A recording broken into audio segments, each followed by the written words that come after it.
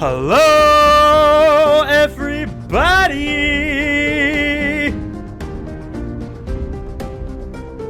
Turn this up in my headphones, Charles.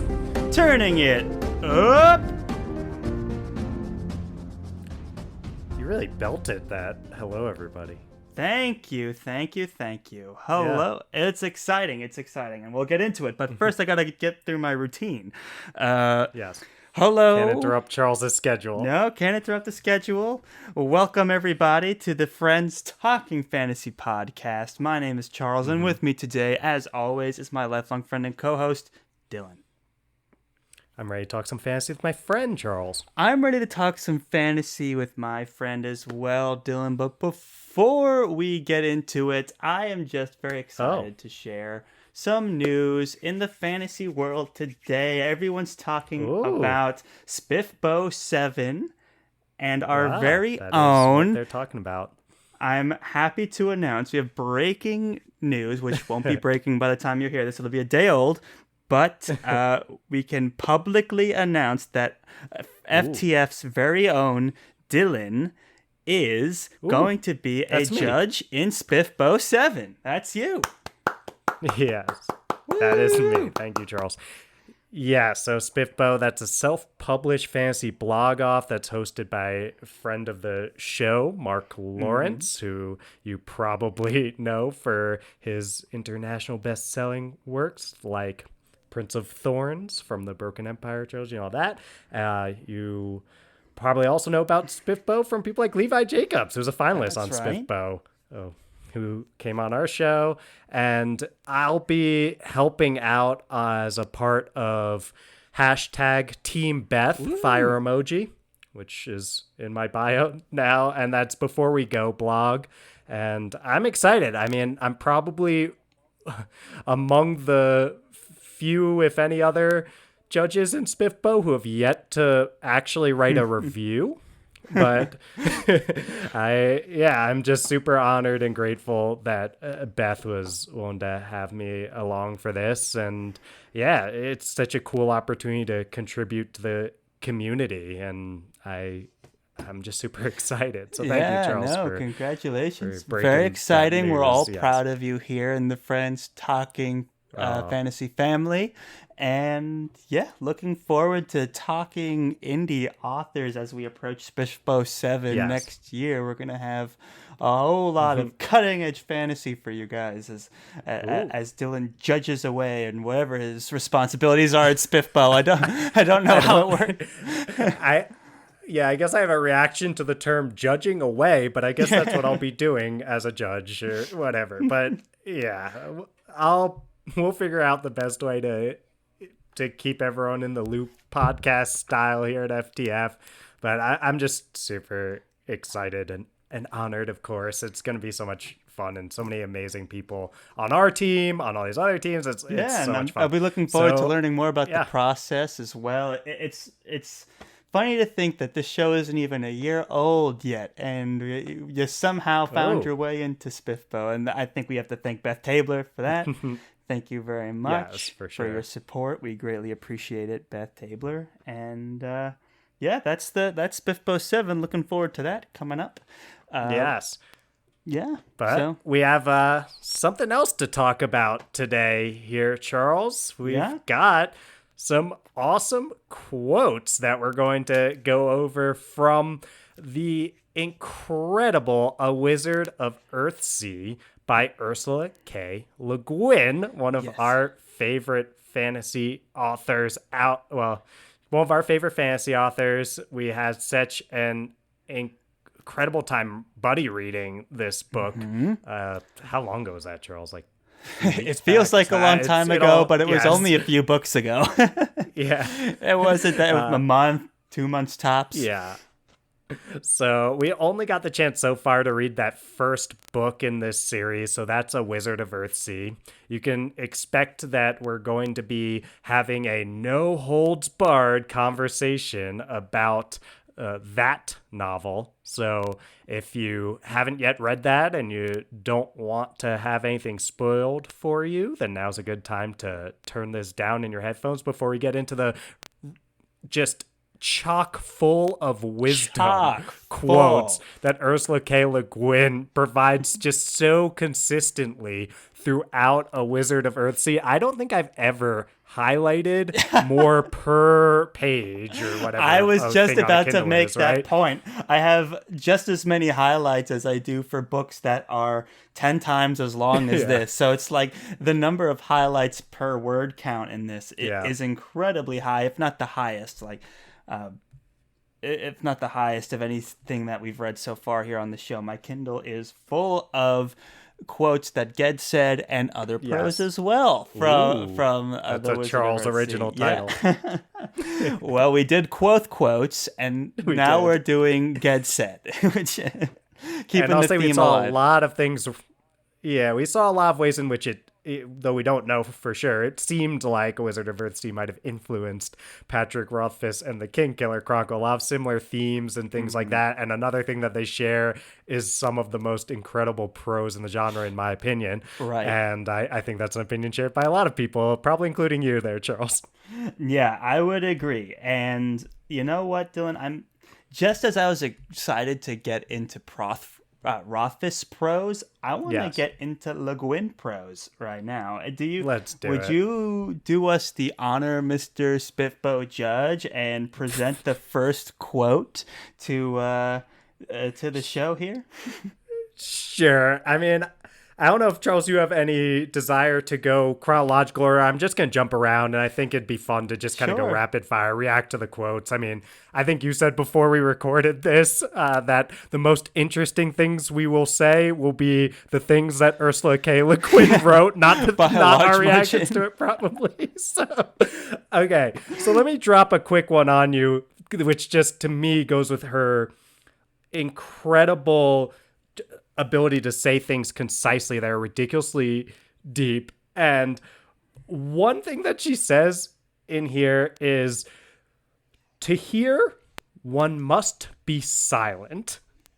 And it's it's just so beautiful. And it's one of those simple wisdoms that I think Ursula K. Le Guin drops constantly, where it's like, yeah, of course, like if you're talking, you can't really hear someone, but it's just one of these beautiful, to hear, one must be silent. And I'll be silent so I can hear you here, Charles. Yeah, if you had said who wrote this, Patrick Rothfuss or Ursula K. Le Guin, I'd be like, who could tell? Their voice is so similar. But this is just, like you said, chock full of wisdom. This is a story about, in part, about a boy learning to become a man, about a boy learning to accept responsibility in the world. And these are lessons that everyone in their youth has to learn, right? You get so excited, you start talking, you're feeling, you're ready to go out and do things, and you have all this energy, but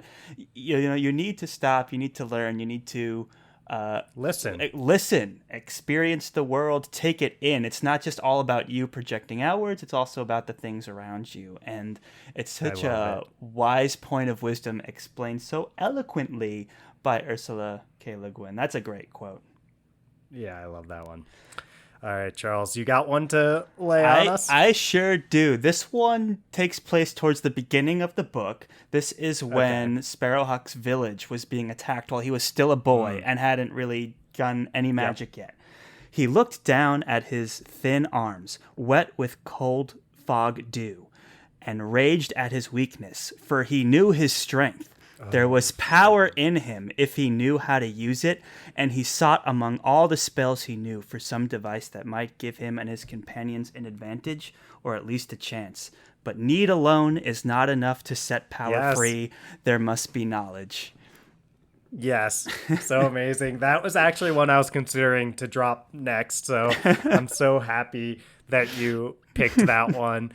Yeah. Need alone is not enough to set power free. There must be knowledge. And power is something that is explored with so much depth in this book. I think that when it was first recommended to us by a wonderful friend of the show and listener, at Wise Fool, who's been paying attention to us since the way beginning here.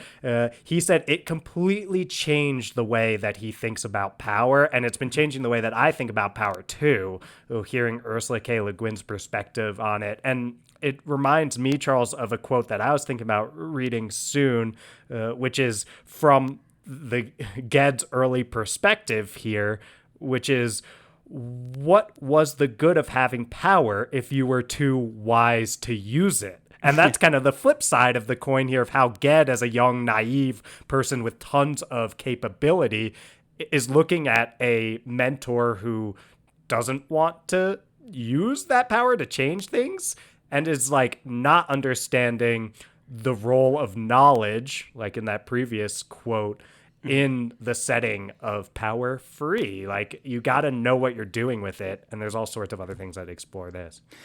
That's very well said. This theme of power is definitely twisted on its head, because it's like, oh, the idea of power, you can do whatever you want. But what Ursula Le Guin is saying throughout this book is like, the more we learn about power, the more we realize it's our responsibility to be sensitive to the ways that we use it, and to be respectful in the ways that we use it, and to maintain a balance in our lives. Just to be powerful and exert power constantly, it's not the balance in life that you need to be happy or to support the world around you. And that's kind of what this quote is getting at. He's realizing at this point that he has all of the intent in the world, but he doesn't have the knowledge or the strength to do anything. And that's what inspires his like thirst for knowledge, is his desire to become more powerful. And then as he goes out and learns more knowledge, he gets himself into some trouble, and he eventually, as he becomes a man and learns his lesson, and he embraces the flaws in himself. And that's really what power is, right? So that is a really beautiful metaphor or theme in Ursula's story here. For sure. And it's so interesting the way you're talking about now, Charles, has me thinking about the difference between knowledge, which was mentioned in your quote, and wisdom, which was mentioned in my quote there, which is Ged seeking knowledge, which is kind of just knowing things and knowing facts and knowing spells, and that's knowledge. But wisdom is that next step of, now that you have acquired this knowledge and potentially this power, what actually is reasonable to do with it, given your place in the world and the world around you. And I think that it's such a key central theme to Ursula K. Le Guin's story here, like you were getting at, Charles, that knowledge in itself gives you the opportunity to use power, but you want to have that wisdom of knowing when is the right time, if ever, to actually implement change on the world.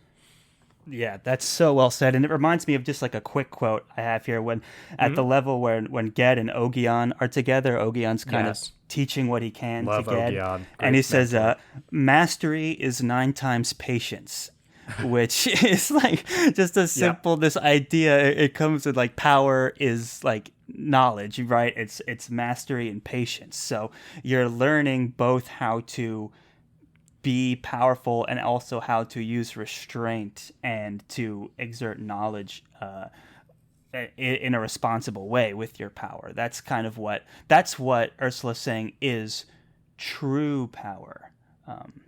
So yeah, that's absolutely true. And I just thought that quick quote exemplified that.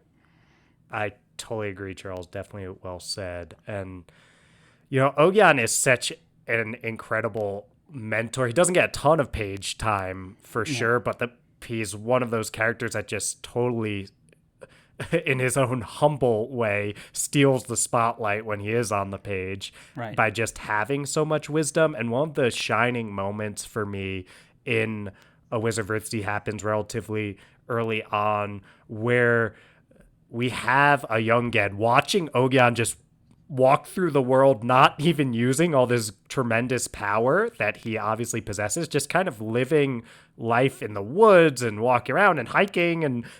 And Ged is like, what are you doing? You have all this incredible power. Why aren't you using it? And eventually it reaches this point where Ged wants to go to magic school and learn more knowledge rather than hang out with Ogion and learn more wisdom. And we have this moment, which is just incredible mentorship, I think, from Ogion, where he says to Ged, when Ged's like, can I go to school potentially at Roke? He says, any craft you undertake to learn, you will learn, for your power is great. Greater even than your pride, I hope. I would keep you here with me, for what I have is what you lack, but I will not keep you against your will.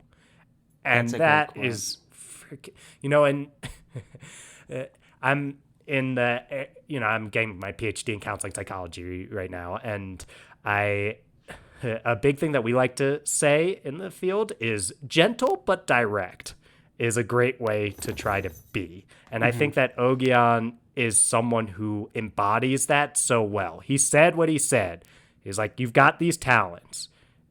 You've got a ton of pride. You've got a ton of desire. And it's not my place to tell you what to do with all of that. Even if I really believe I know what's best for you, it's still your choice to make. And I love that. That's so good. And it also parallels the conversation we've been having about power. Ogion is a very wise man, a very powerful man who can do lots of great magic. And Ursula's saying power is restraint and responsibility. Ogion has it within his power to force Ged to stay and learn, because I know what's right for you, Ged. Yes. You need to learn more wisdom before you go out into school, and I'm going to make you stay, and I'm going to teach you these lessons. But he knows enough to be like, this is something Ged has to figure out on his own. I have the power and the wisdom to know that he needs to go out and make these mistakes and confront these things about himself. And that's just a theme you don't really see explored in fantasy too often, but it's so mature and it's so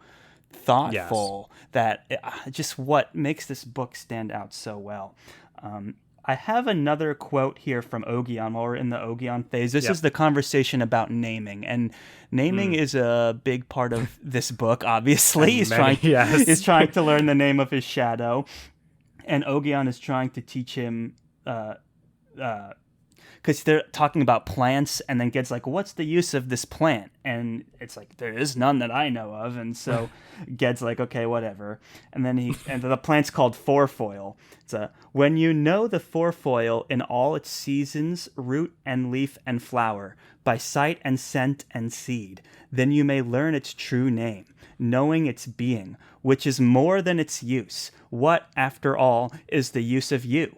Or of myself? Is Gaunt Mountain useful, or the open sea? Ogion went on a half mile or so, and said at last, to hear one must be silent. So that's just kind of the cursor to it. That's the preamble. So I love this idea of like, why are we asking what the use of this plant is? What is the use of us? As it's like there's more to understanding than its usefulness, which is just a construct that we are using and just to find a way to interact with it, to make it work for us. But it's more than that. And just because something can't be used by us for some kind of advantage doesn't mean that it's not something that should be learned and appreciated and stuff like that, which is just such a wholesome take. It is a wholesome take indeed, Charles. And you have me thinking about a quote that comes later on, which is, a rock is a good thing too, he said, speaking less gravely. If the Isles of Earthsea were all made of diamond, we'd lead a hard life here. Enjoy illusions, lad, and let the rocks be rocks. And that let the rocks be rocks line, it's so true to that idea of we might see something like a diamond and think, oh, this thing has use. We could wear it as jewelry. We could sell it for lots of money, all this kind of stuff. But that doesn't mean that it's necessarily better for all things. And like the perfect, this equilibrium thing is a big theme in A Wizard of Earthsea. And a lot of it is just about this acceptance of everything has its place, and rocks are not thought of something as particularly useful, but letting rocks just be rocks is a sign of acceptance, and it's a sign of wisdom in that way. That's really well said. Yeah, I love those moments. It's like, what's wrong with just letting rocks be rocks and living life as a happy person? Why are we trying to turn them into something else and exert our will over them? To what end? Is it any better or worse than just letting it be what it wants to be? And yeah, you can extend that too. It's like, why am I trying to change this person's mind? Or why am I trying to work so hard to change this thing or this person's opinion or whatever it is? It's like, why can't I just let people be who they are and let that go? That's like a lesson that you could learn from this, and it's a valuable lesson. It's a hard one to learn. It's like not everyone you don't have to make everyone agree with everything you say and do. Yes, that is so true, Charles. It's so important to the world in A Wizard of Earthsea, those ideas of letting things just be what they are in equilibrium, like we've been saying. And there are a bunch of fantastic quotes on equilibrium, and I'll read one now. But you must not change one thing, one pebble, one grain of sand until you know what good and evil will follow on that act. The world is in balance, in equilibrium. A wizard's power of changing and of summoning can shake the balance of the world. It is dangerous, that power. It is most perilous. It must follow knowledge and serve need. To light a candle is to cast a shadow. That one was I was gonna read next. I love that quote, and it's so true. This idea of the consequences of power, and I'll just briefly mention there was another quote right before that one. It's have you never thought how danger must surround power as shadow does light? It's like whenever you use power, you have to recognize that you're exerting power into the world, and that's going to have consequences, and you have to know what you're doing in order to affect positive consequences. And often when you know what you're doing, you actually practice restraint. That's like the trade-off, which is the point that Ursula's been trying to make this whole time. And these are beautiful quotes to illustrate that. That they are. It's a big thing too that I really enjoy in this series is that acceptance piece and letting rocks be rocks. Another thing is about letting yourself just be yourself, right? That's kind of the bigger lesson that Ged, I think they would say, needs to learn here, is to accept himself and his past and all that kind of stuff. And I think that it shows up with these incredible lessons, ones that I wish I had the chance to read when I was younger, about vulnerability and acceptance of yourself and things like that. That's part of what makes this not just such an incredible, it makes it both an incredible book for you and I, Charles, as adults, and for children who have the chance to reflect on these things. And Ursula wrote it for kind of that YA age before YA Ursula was a might thing. say, though, if a teacher or your parents had sat you down, or even a future self, and forced you to read the book, you may not have been ready to receive the words. It's you have to be That like is Ged possible, and yes. go out into the world and get in the mindset where you're ready to accept the That's lessons. fair. That is fair. And so... Well, that's all fair. And a thing I wanted to read, because I love these moments of just like this childlike, but I think we do it as adults too. It's just, I'll read the quote, which is, he says at one point, knowing he had behaved like a fool and blaming Jasper for it. And I just think that's such a true thing that happens constantly, is like we feel foolish. We feel like we did something wrong. And sometimes we even know that. And it's so much easier to blame someone else than it is to blame yourself, because if you blame yourself, you have to get in touch with the fact that like you are a person who, like other people, sometimes behaves like a fool, and that's Right. that's a hard thing to accept. It's accepting what yourself started in this all whole of you. journey. Yes. It's what Ged's unwillingness to accept is what created Yes. the shadow that was chasing him. For His sure. whole, and it's not until he was learning to accept that about himself that he was able to be happy. That's a great quote. Yeah, I love that one. And, While we're we talking, later, oh, go ahead. yeah. I was just saying, we later get from Jasper the line, even foolery is dangerous in the hands of a fool. And Ged did not take that one well. That's some serious smack Yes. talk. And Yeah. I love this rivalry, and I learned so much from some of these quotes. There's a line here where, Jasper and Ged are like currently at their bitter rivalry, and Ged is like breaking rules to learn more spells in order to show up Jasper, and Jasper's like, go on, I like this trap you're building for yourself. The more you try to prove yourself my equal, the more you show yourself for what you are. Which Wow. That's brutal.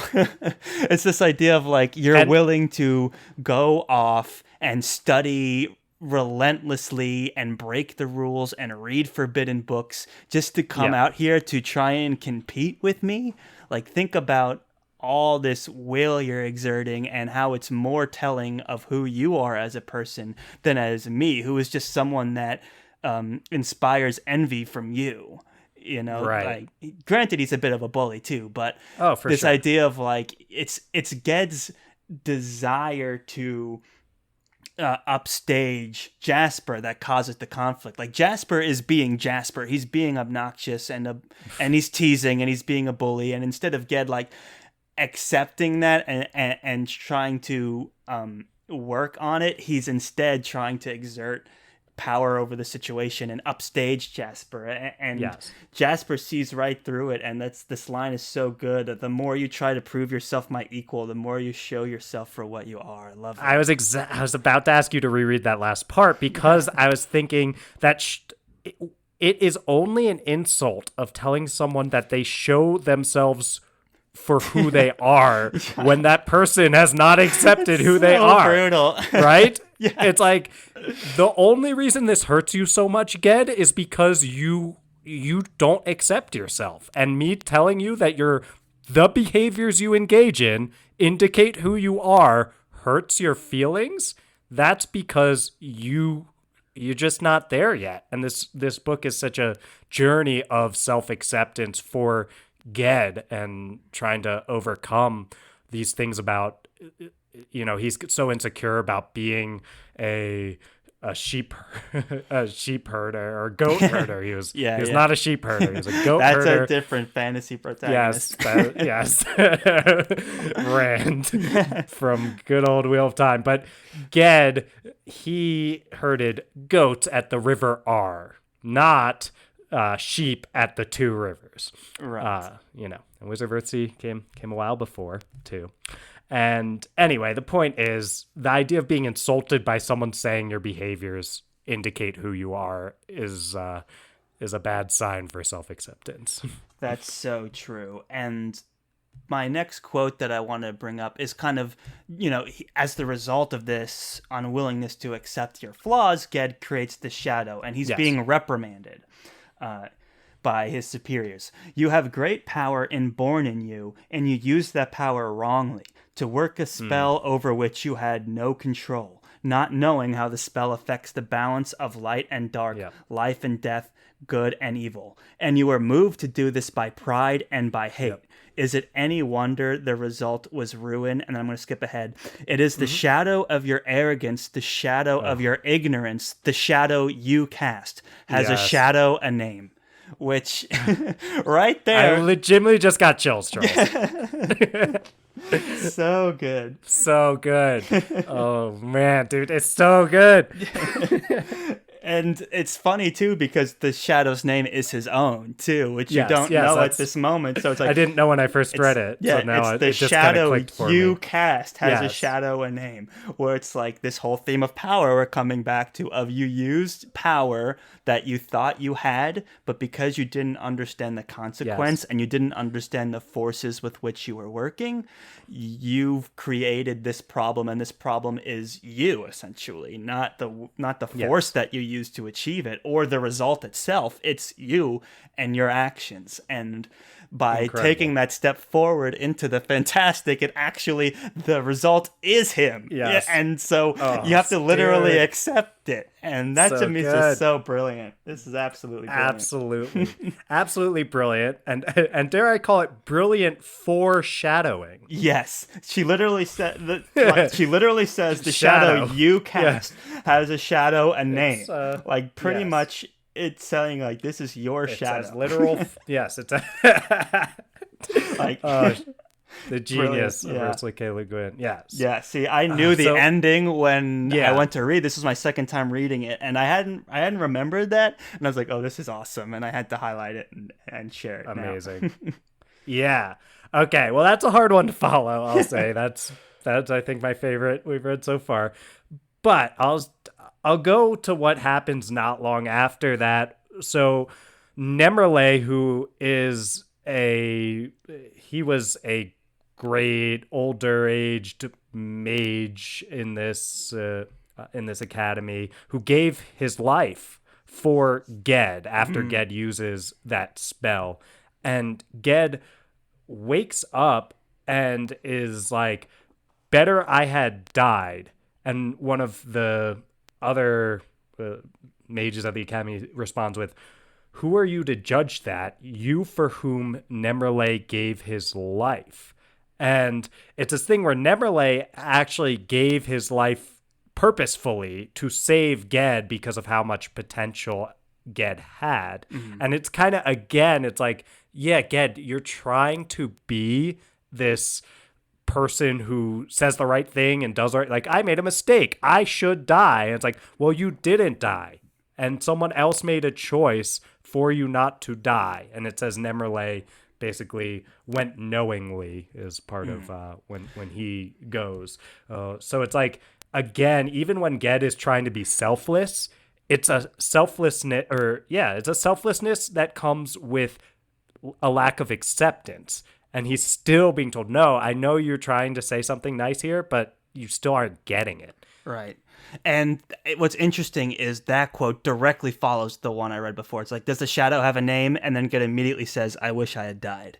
So it's... Or better I had died. I had died, yeah. Which is interesting because it's like, you would think that because he was the one that caused this horrible thing to come into existence and that resulted in a death of someone innocent, that's an appropriate punishment. Like, how many times are we willing to punish someone severely for something that they have done? But then there's this wisdom involved in, well, there's more to this situation than the simple result of your action. There's this force about you. There's this reason you're here, and we need to address this problem. You need to address this problem directly instead of doling out punishment, which I always appreciated. Yeah, that's super well said, Charles. And we get this point after that where Ged is struggling with the implications of his actions, and he's starting to say things as a Ged said type line. Well, I've thought perhaps I may come to work with the Master and Tower to be one of those who seek among the books and the stars for lost names, and so do no more harm, if not much good. And this is kind of this moment where Ged's like, I have messed up so badly that I just want to detach myself entirely from having any power. And in that way, again, it's like, well, you can't, it's still denial. It's still not acceptance. It's like, that's so true. That's great, because we know ultimately what happens is Ged confronts his own issues and makes peace with them. Yeah. But throughout, he makes all the mistakes. And this is another mistake, to think that, oh, I tried to be powerful and I created a demon, so I'll just never use magic again. Right. And it's like you said, that's denial. That's not the same thing as, coming to terms and being at peace with yourself. You're not at peace when you're denying yourself this part of you. And that's like a beautiful metaphor just for someone in their own personal lives. It's like you can't just ignore things and expect yourself to feel good about that. It's like sometimes the best way to accept things is to confront them and acknowledge them, and in some cases embrace them. And that's and in this scene we're seeing just how ignoring them doesn't quite work, and Ged's not quite fulfilled, and he has to go back out. It's a very interesting scene. Yes. I think Ursula would have been proud of what you just said, Charles. I don't know her. I never knew her, but I beautifully stated. That. I think, and it's just so true. It's so true. And yeah, what were you saying, Charles? I was just ready to. I wanted to change the theme, but if you had a part, word. Can I? Can I? Quick on it then. These moments immediately following that, there's a lot of great lines, and one that sticks out to me is, he knew once more at last, after this long, bitter, wasted time, who he was and where he was, but where he must go in the years to come, that he could not see, and he feared to see it. And it goes on to say, yet he was never so quick to learn as he had been, having learned a long, hard lesson from fear. And it goes back to those things that you're stating, Charles, about sometimes you have to face these horrible things that have already happened to you. And eventually, afterward, you can come to this point where you realize that intense distress and that intense fear and all these really, really hard things to go through, those can teach you things that it's very difficult to learn from just like a happy, satisfied life. Sometimes you go through these things and oftentimes they're the things that if we face them and can get through them, then and accept them, then they're the things that we grow the most from. And it's going to take Ged quite some time to truly come to that place, but you can see it happening even just a few pages after this incident. That's so true. And it's so much fun to watch him learn some of these lessons. And another lesson, like I grabbed a quote that kind of combines power, which we've been talking about quite a bit, which another theme that gets covered in this book a lot, which is like equilibrium and nature. And this quote, I feel like, addresses both.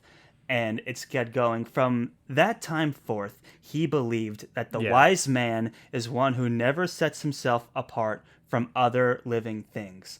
And then it goes on to say whether they have speech or not. And in later years, he strove long to learn what can be learned in silence from the eyes of animals, the flight of birds, the great slow gestures of trees. And he's kind of learning that lesson about being silent. He's kind of getting there on his own in this moment. But to me, the interesting line here is a wise man is one who never sets himself apart from other living things. It's so easy when you, like, how many problems in this world or in our personal lives have been started from thinking that, like, we're better than someone else, or we know better than someone else, or we know more than someone else, or we're better than someone else. I mean, how often have people in power thought that? And the reality is, true power is even more difficult. It's transcending that and accepting, like, even though I have learned so much and I'm capable of so many things, that doesn't make me better than other people. Like, that's the next level of being powerful and wise. And it's so true. If everyone thought this way, the world would be a much more peaceful place. It's this idea of like, oh, I'm stronger than you, I'm more powerful than you, I'm better than you, which has governed a lot of humanity for a long time, right? It's not necessarily incorrect, but that doesn't make it wise or right.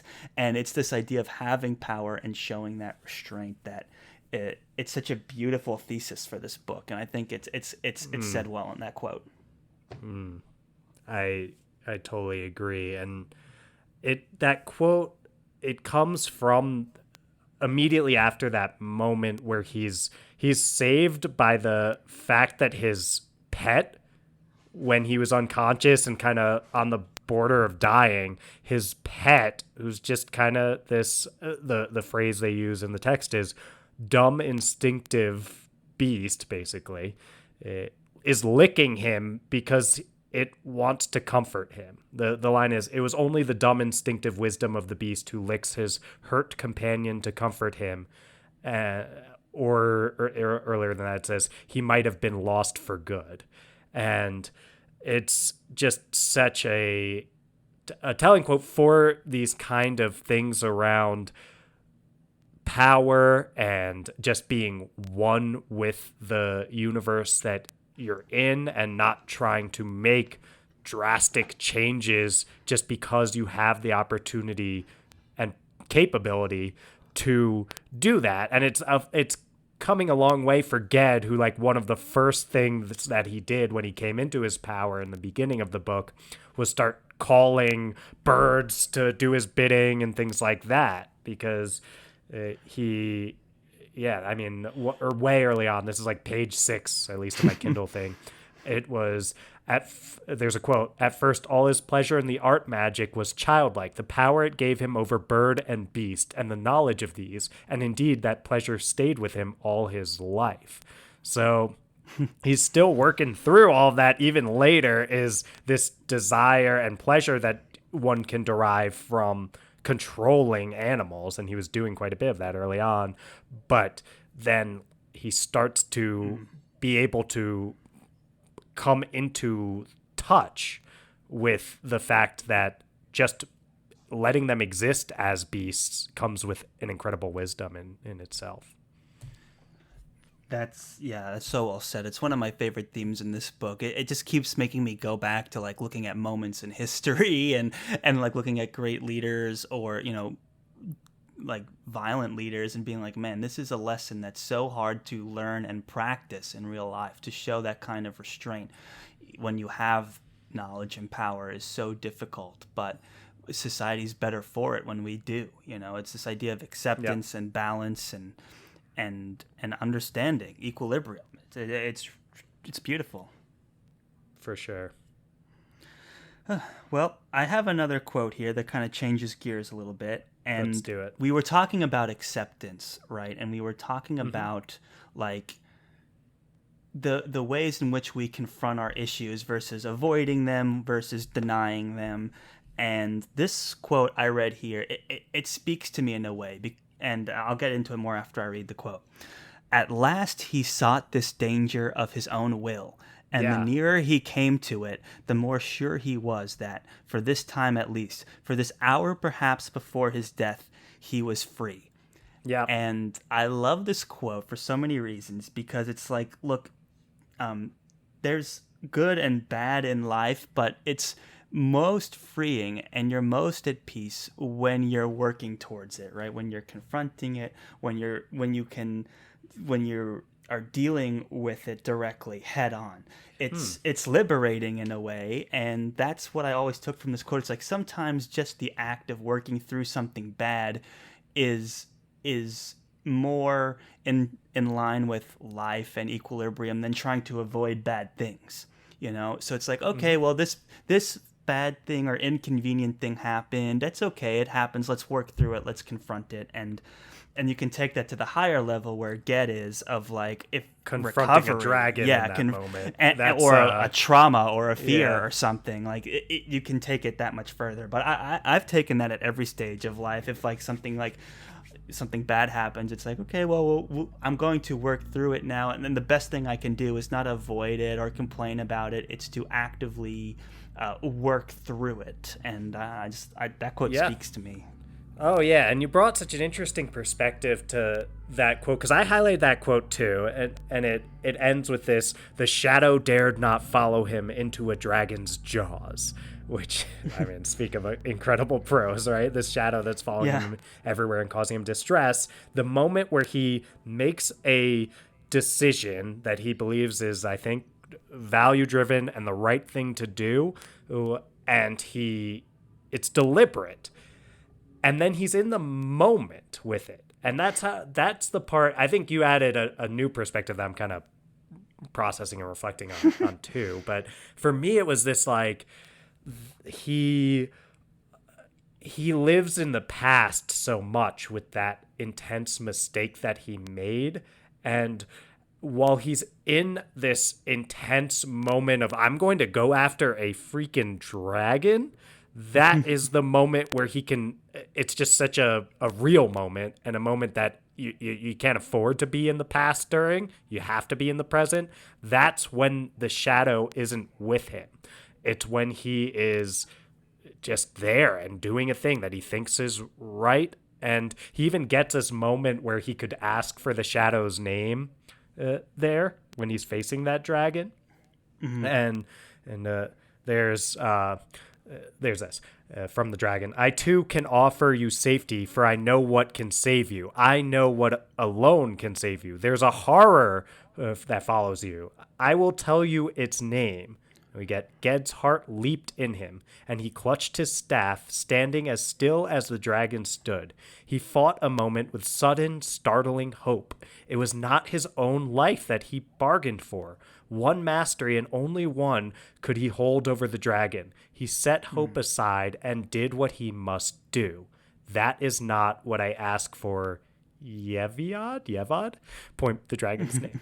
So I didn't stick the landing so well there. But the point is that he's in this moment and he's trying to do what's right for an entire, I think, village, if I'm remembering correctly, who this dragon is tormenting. And he has his opportunity to do the thing for himself. And instead he does what I think is a really benevolent thing by saying, oh, but this isn't about me. So no. I know. And that takes I a lot of love strength. that from, and those are the moments where the shadow isn't with him too, is when he's just trying to be benevolent and do what's right and be in the moment. So I don't know, the dragon moment in most fantasy books, we've talked about this a lot, Charles, how Ursula K. Guin was like, I'm not doing a giant war. I'm not doing like big epic battles with dragons. If there's a dragon, the dragon is going to teach us about Ged as a person and doing the right thing and all that kind of stuff. It's such a beautiful moment, Charles. It's a great moment. The stuff with the dragon is so great. Well, I see we're coming up on our time goal here. I have a quote from the very end that I think we can share last. I just want to make sure, see if you had any other quotes you wanted to for sure throw in here before I drop this one on everyone. Here's what I'll say, Charles. I'm entirely open to the idea, because I could, at least on my sheet, we're only about halfway through on my notes, I think. We're about halfway through on my notes. So I'm open to the idea of doing another one of these down the line, if that takes the pressure off of like wrapping up all of Ursula K. Le Guin's ridiculously deep themes in one quote at the end here. But yes, please read. This please read yours and let's maybe return. Up. Yes, it's hard to. This quote doesn't wrap everything up, but I just thought it would be a good one to end the episode on. I would love to hear it. Let's go, Charles. All right. So this is the big climactic moment where Ged and the shadow become one, right? So Ged names the shadow his own name, and then Ursula drops this line on us. And he began to see the truth, that Ged had neither lost nor won, but naming the shadow of his death with his own name had made himself whole, a man who, knowing his whole true self, cannot be used or possessed by any power other than himself, and whose life, therefore, is lived for life's sake, and never in the service of ruin or pain or hatred or the dark. I mean, it's such a life lived quote. For life's sake. Yeah, it's such a great idea. Beautiful.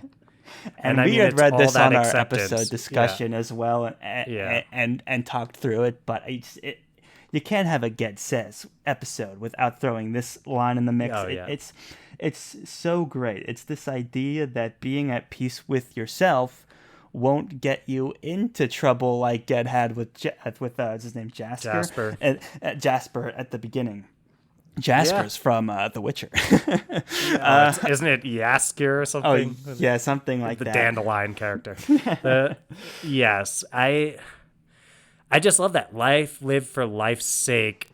It brings home a lot of these. I know you said you can tie it all up, Charles, and there's so much to explore with Ursula K. Le Guin as you can tie it all up, but she did an incredible job with that quote of bringing home this theme of acceptance, where all this time he's worried about all these things, like his trauma, his death, his mistakes and his pride and where he's gone awry. And all of that, yeah, you can hold that at the same time as just life lived for life's sake, and living life for life's sake is like letting a rock be a rock. Yeah, exactly. And I can't think of anything more Ursula in terms of like her approach to fantasy than this idea that Ged had neither lost nor won. Which in her mind, like I read the afterword of this, and she's very much of the opinion of like, look, this is a fantasy story where there's no wars, there's no battles and blood and all this stuff. It's not about winning or about losing. The whole point of what I'm trying to say is that it's about life for life's sake, and how wisdom and power and knowledge are how you can have those things and also just accept life for what it is, which is such a unique take to what we're used to reading. And from all the fantasy books that we've covered on this show, like conflict is fun and war is fun and battles and violence are all fun. But sometimes get this real introspective look of like philosophizing about life. It is so refreshing, and I think it's what brought us back to do this episode, is just how much we enjoyed being in this script, this literature, basically, and it's just amazing. Yes, so well said, Charles, and so well Ged. Thank you, and Ursula's left us a lot to think about now. Always as we reflect on these quotes. Yeah, well, I'm so happy. I don't get chills every FTF episode, I'm gonna be honest. I did this time, and it just, for me, is what makes this such an amazing book to talk about. Is every time we talk about it, I learn more from Ursula and from you, Charles, of course. And we're learning from each other, It's this ability to listen to one another that helps us grow, to be silent and to listen. That's what we're going to do now, I suppose, as we wrap up the show. Yes. Go for it. Well, I was going to try to drop that line of well, to hear one must be silent, Charles, and I think I'm going to try to hear that sweet, sweet outro music. Me as well. Let's see if we can. But we actually are totally not silent while it goes on. We start yelling once it starts, but we'll be quiet and wait. We'll be quiet for a little bit.